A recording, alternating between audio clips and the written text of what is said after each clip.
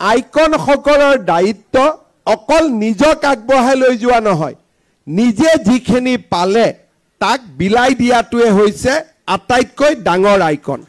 আৰু আজি লভলিনাই আমাক এটা ৰাস্তা দেখুৱাইছে, সকলো আইকনৰ বাবে ৰাস্তা দেখুৱাইছে যে অকল মোক যিখন ৰাজ্যই আগবঢ়াই লৈ গ'ল, যিখন সমাজে মোক আশীৰ্বাদ দিছিলে, যিখন সমাজে মোক শুভকামনা দিছিলে, অলিম্পিক খেলাৰ আগতে যিখন সমাজে নামঘৰত চাকি জ্বলাই মোৰ সফলতাৰ কামনা কৰিছিল, সেইখন সমাজকো কিছু ঘূৰাই দিয়াৰ মোৰ দায়িত্ব আছে। আমি ক্ৰীড়াক অসমৰ ছফ্ট পাৱাৰ হিচাপে আমি আগুৱাই লৈ যোৱাৰ বাবে সিদ্ধান্ত লৈছোঁ। আৰু আপোনালোকে দেখা পাব যে আজি যেতিয়াই লাভলিনাই হওক, হিমাই হওক, যেতিয়া মেডেল পাইছিল, আমাৰ কিমান প্ৰধানমন্ত্ৰীকে ধৰি সকলোৱে অসমক একনলেজ কৰিছিলে। আজি আন ক্ষেত্ৰত যিমানে আমি আগবাঢ়ি নাযাওঁ কিয়, নেশ্যনেল ৰিকগনাইজেশ্যন ছফ্ট পাৱাৰত আটাইতকৈ বেছি। এজন যেতিয়া বিজ্ঞানীৰ সৃষ্টি হয়, এজন যেতিয়া ক্ৰীড়াবিদৰ সৃষ্টি হয়, এজন যেতিয়া ভূপেন হাজৰিকাৰ দৰে সাংস্কৃতিক প্ৰাণৰ সৃষ্টি হয়, সেই ৰাজ্যখনৰো গৌৰৱ ইকুৱেলি বাঢ়ে। কাৰণ এই গৌৰৱটো অকল খেলুৱৈজনৰ নহয়, তেওঁৰ পিতৃ মাতৃ আৰু এণ্টায়াৰ ষ্টেটখনে তাকে লৈ প্ৰাউড কৰে, গৌৰৱান্বিত হয়, আৰু ভাৰতত আৰু বিশ্বত ৰাজ্যখনৰ নামো উজ্বলি উঠে।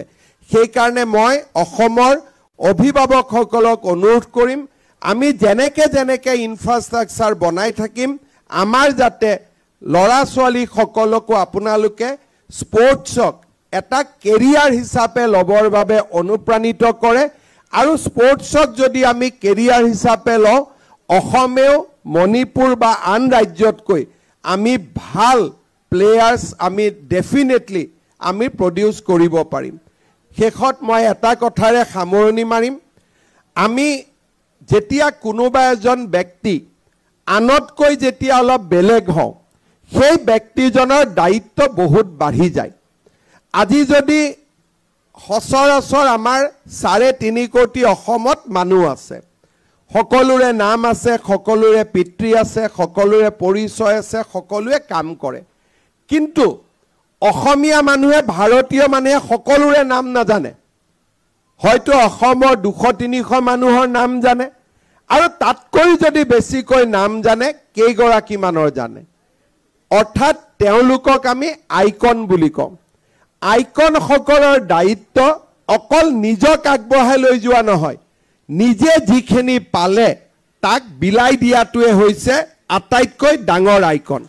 আৰু আজি লভলিনাই আমাক এটা ৰাস্তা দেখুৱাইছে, সকলো আইকনৰ বাবে ৰাস্তা দেখুৱাইছে যে অকল মোক যিখন ৰাজ্যই আগবঢ়াই লৈ গ'ল, যিখন সমাজে মোক আশীৰ্বাদ দিছিলে, যিখন সমাজে মোক শুভকামনা দিছিলে, অলিম্পিক খেলাৰ আগতে যিখন সমাজে নামঘৰত চাকি জ্বলাই মোৰ সফলতাৰ কামনা কৰিছিল, সেইখন সমাজকো কিছু ঘূৰাই দিয়াৰ মোৰ দায়িত্ব আছে।